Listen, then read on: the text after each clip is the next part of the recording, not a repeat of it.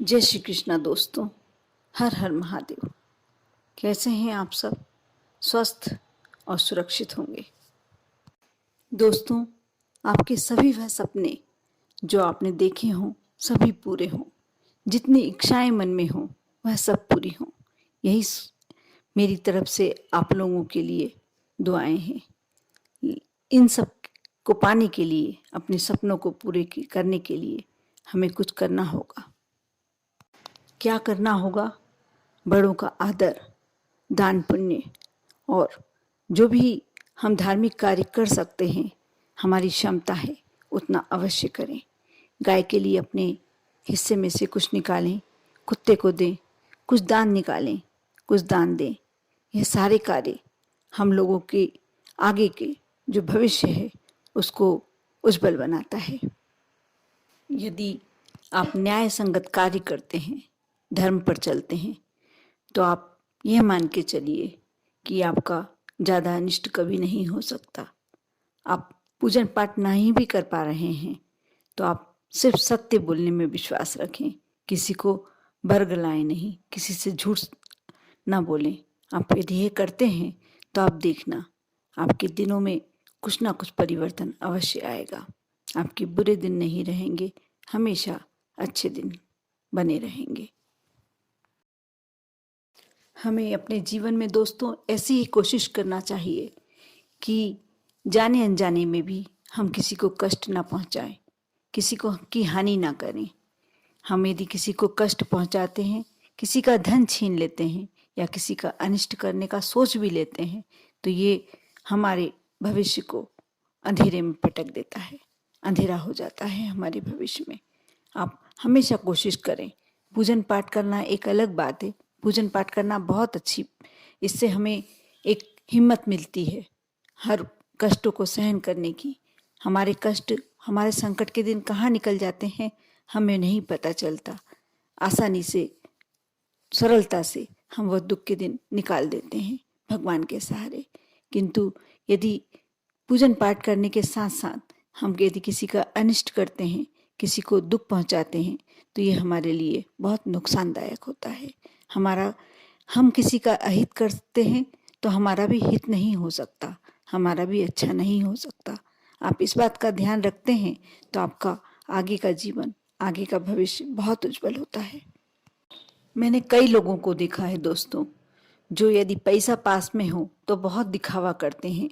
यदि उनके सामने कोई उनसे, उनकी कैटेगरी से नीचा व्यक्ति दिख जाता है तो उसको हमेशा नीचा दिखाने की कोशिश करते हैं।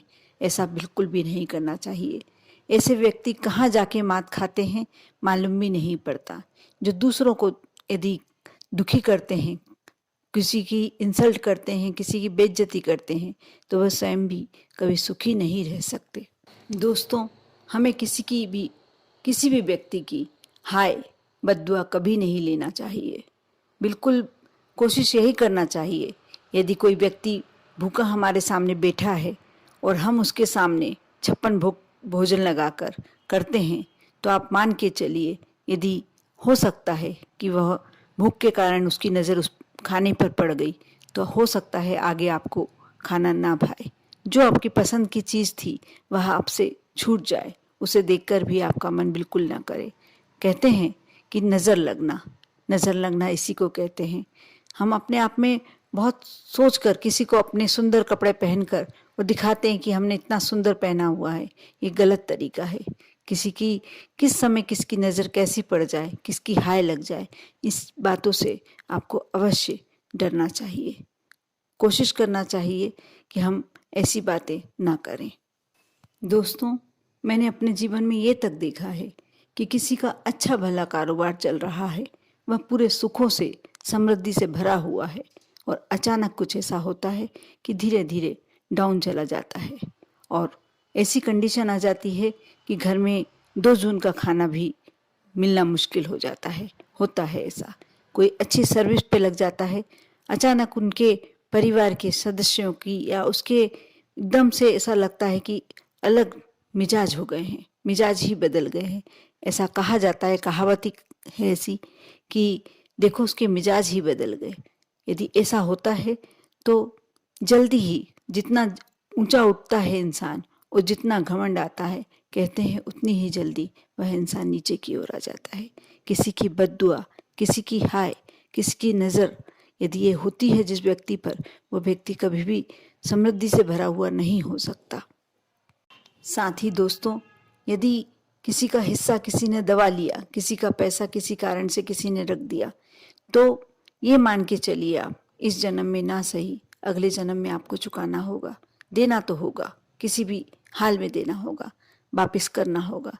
इसलिए ये कोशिश करना चाहिए कि हम किसी का कोई भी सामान, पैसा, धन, संपत्ति कभी भी हम जो हमारी नहीं है उसे ना लें।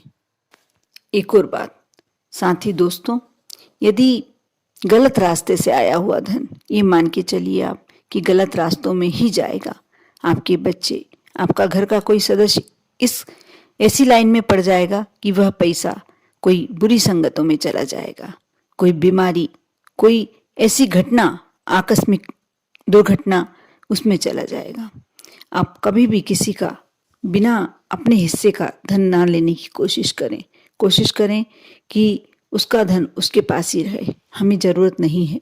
हम यदि हमारे पास है तो हम अपने तरीके से जिएंगे, यदि कम है तो उसमें भी हम अपना गुजारा कर सकते हैं। यदि आपने ये मेंटिलिटी बना ली, यह सोच आपकी है, तो आपका जीवन बहुत अच्छे तरीके से निकलेगा।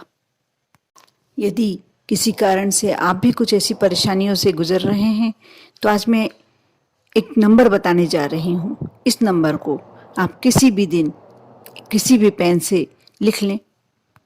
आप किसी भी कारण से परेशान हैं, यदि कोई शारीरिक परेशानी है, मानसिक परेशानी है या धन संबंधी परेशानी है, आप यदि ये नंबर लिख लेते हैं तो ये मान के चलिए कि धन आपके पास दौड़ कर आने लगेगा। और यदि आपको कोई शारीरिक परेशानी है, आपकी दवाइयाँ आपको नहीं लग रही है, काम नहीं कर रही है, तो आप यह अपने बॉडी पार्ट्स पे लिख सकते हैं ये नंबर। दोस्तों, यदि आप नौकरी करते हैं तो आप जिस स्थान पर बैठकर नौकरी कर रहे हैं, जहां यदि आपकी जॉब है, तो आप अपने लैपटॉप के नीचे या टेबल है, आप टेबल पर बैठते हैं तो आप उसके नीचे ऐसी जगह लिखें जहां किसी को दिखाई ना दे, जहां से कोई आपको लिखते समय देखे ना। पेन कोई सा भी यूज़ कर सकते हैं। यदि आपका कोई बिजनेस है, फैक्ट्री है, कंपनी है, तो भी आप ऐसे स्थान पर जहां आप बैठते हैं, वहां टेबल के नीचे या चेयर के नीचे, जहां भी आप ऐसा लगता है आपको कि यहाँ कोई नहीं देख पाएगा, वहाँ लिख सकते हैं। आपको लिखते समय भी कोई ना देखे, ये ध्यान अवश्य रखना है आपको।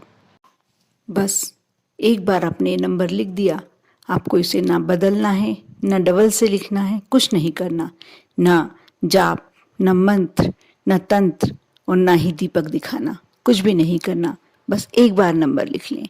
आपने जिस भी उद्देश्य से ये लिखा है, जिस भी इच्छा से लिखा है, वह इच्छा अपने आप यह नंबर अपने अंदर खींचने लगता है। इतनी पावरफुल नंबर है ये कि आप सारी शक्ति इसमें समाहित है, और वो शक्तियों से जो भी आप चाहते हैं वह कार्य होता जाता है, सफलता मिलती जाती है।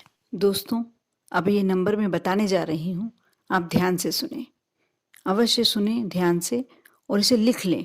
आप एक कागज पर लिख लें जिससे आपको ये ध्यान रहे। नंबर है 234453।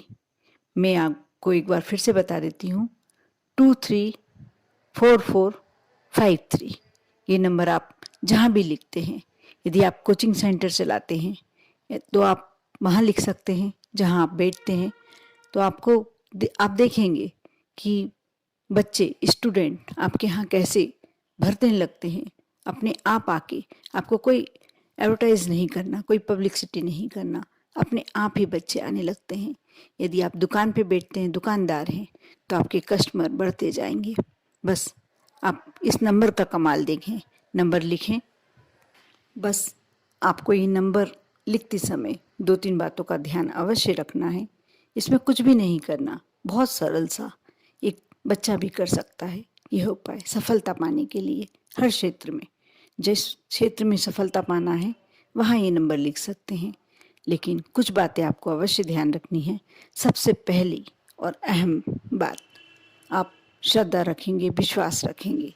आप सोचेंगे कि इस नंबर को लिखने से मेरा ये काम अवश्य पूरा होगा, मैं अवश्य इसमें सफल होऊंगा, मुझे धन प्राप्ति अवश्य होगी। यदि आप ऐसा सोचते हैं तो ये मान के चलिए कि आपके सारे काम खुद ब खुद होते जाते हैं। साथ ही दूसरा ये है कि आप इस नंबर को जब लिख रहे हों तो आपको कोई ना देखे, कोई ना टोके। और तीसरी बात कि आप यह नंबर किसी की नज़र में ना आना चाहिए, ऐसी जगह लिखें जहाँ कोई देख ना पाए। बस ये 3 बातों का आप अवश्य ध्यान रखें, आप करके देखें अवश्य। इसमें कुछ नहीं करना, बिना कुछ किए आपको सब कुछ मिल जाएगा। आप पर और आपके पूरे परिवार पर माँ लक्ष्मी यूं ही कृपा बरसाती रहे। ओम नमः शिवाय।